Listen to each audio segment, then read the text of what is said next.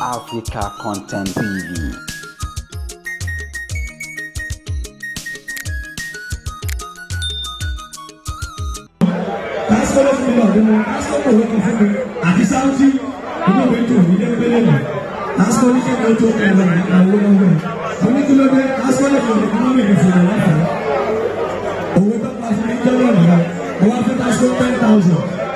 Saudi ògbówó pàkó ògbówó àwọn lọ sẹ́kọ̀ọ́ tasco ògbówó pàkó ògbówó Saudi ògbówó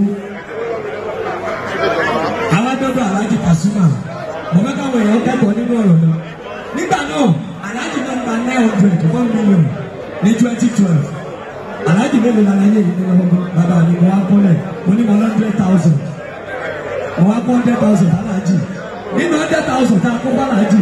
Alhaji ni mi ò ṣe yín lálejò wọn kàn tún yọ wọn sóńbẹ wọn bá kó fún gbogbo wa wọn ní tẹbá dé Ṣàgámù kẹjẹun kẹrẹkọ mo ní sẹmi ti wọ náà Ṣàlájì ọwọ náà ó wá di ọjọ́ náà September 2, 2012 ẹlọwọ bẹ̀rẹ̀ Sunday ló bọ́ sí abáṣe pati Alhaji ti lọ Amẹ́ríkà wọn wà nígbà tí Alhaji wà wọn lọ bá Saudi fojú sọ́tà àti pàkó ṣe ẹni tẹ gbé mi sí pàkó ní ọ̀gbẹ́ni ọ̀nbẹ ọ̀sán farabalẹ̀ gbàdá Alhaji dé àwọn ọlọ́ba Alhaji ló padà ṣùgbọ́n ẹnìkan nínú àwọn tó súnmọ́ Alhaji ló ti wà Canada sí Ṣàbùsì onítọ̀ ọba dọ́dọ̀ Alhaji lọ́rọ̀ ọ̀rọ̀ yìí Alhaji fi o 100,000 tó fún owó ìlàwọ̀ ìfún wọn lè lò wọ́n gbà ó sọ pé ṣó lọ fẹ́ nígbà yẹn Alhaji ò tí ì máa jọ́gà ńlá Ọ̀túnba Alábà ń bí tù náà jẹ́ nígbà yẹn nígbà tí ó fi di November tí wọ́n fún mi November 30, 2012 ọdún wọn bọ́ sọ́jọ́ Friday Alhaji tó ṣe pé kí nìyẹn ló kù jọ́ méje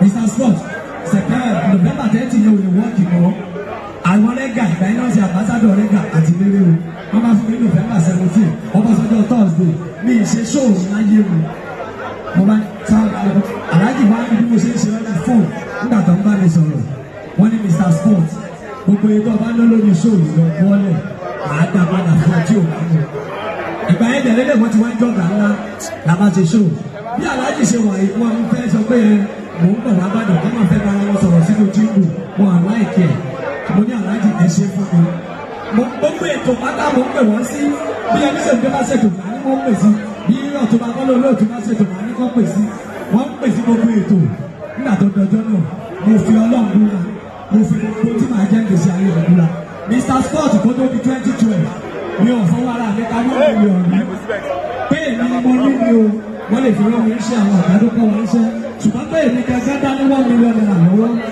it was 17th of November 2012 àwọn àṣẹṣe òní sọ fún àgàdù èrò wa lọ bí odò èrò lọ bí omi nígbà tí níyì tó lọ ti kówó dé báńkì mo tún wá bèèrè lọ́wọ́ ẹgbẹ́ wà lẹ́gbẹ̀ẹ́ mi ṣèkóso mẹ́fà ní $1 million owó yẹn ọlọ́run wa ní kówó yẹn ó pé Alhaji wà sọ́ra ẹ̀fọ́ tẹ̀sí máa wọ̀nà mo wá lówó dọ́là mo fẹ́ dáwó fún wọn Alhaji ní Saheed má lẹ́nu fún mi láti èmi lọ máa ṣe bí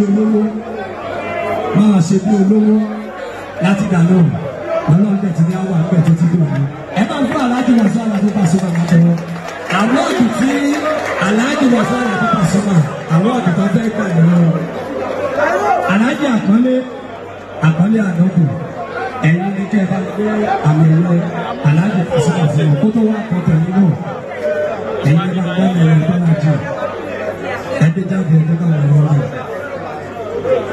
fún ìkéjì dà tí wọ́n lé Alhaji rẹ̀.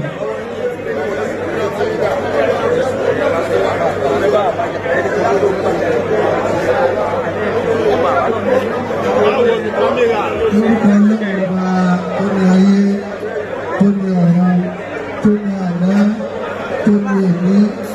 Èyí tá a gbé fún ọ̀rọ̀ wa Alhaji Abdulwasiu Alabi Pasuma yìí. Eléyìí kọ́ lè ṣẹ̀ṣẹ̀ yìí. Ọlọ́run tó ní gbàgbọ́ ní ẹ̀sìn gbogbo dáadáa tẹ́ ẹ ṣe. Ọlọ́run ní lọ́dọ̀.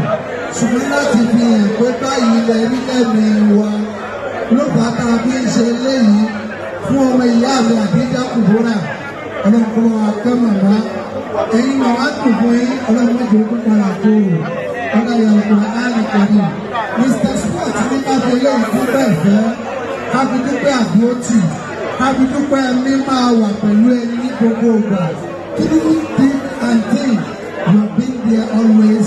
We pray to Allah subhanahu wa ta'ala to continue guiding you, protecting you, being for you, not against you. Inshallah, Rabbul Arshil Kareem. Allah bi ọjọ́ màrẹ́ o, Pasuma. Yúmọ́ láti wá ti rò pé kí ni kò lè bá wọn tẹ́lẹ̀ ọmọ ó padà. Bẹ́ẹ̀ni táyé fọwọ́ sọ̀rọ̀ pé ọmọ wa ní. Ẹ máa fún aláàjì látẹ̀wọ́. Ẹ jẹ́ káláàjì ọ̀sọ̀rọ̀ ọ̀sẹ̀kú kan lórí àwọn ọ̀dọ́ yìí. Bàbá lè fún mi lówó máa gbà. Gbajúmọ̀ ẹ̀gbọ́n ti gbà yọ. Adúpẹ́ lọ́wọ́ passport. Adúpẹ́ lọ́wọ́ àfáàgbọ́n.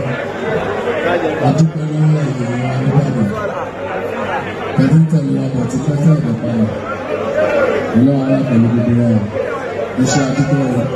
Ó lóun fẹ́ gbowó ẹ̀yìn ẹ̀bá ń dáwó jọ fún ọlọ́wọ́ aṣọ àdúgbò. Ẹ bá fún aláàjì ẹ bá fún aláàjì àpọ̀lé ti ẹ̀rí.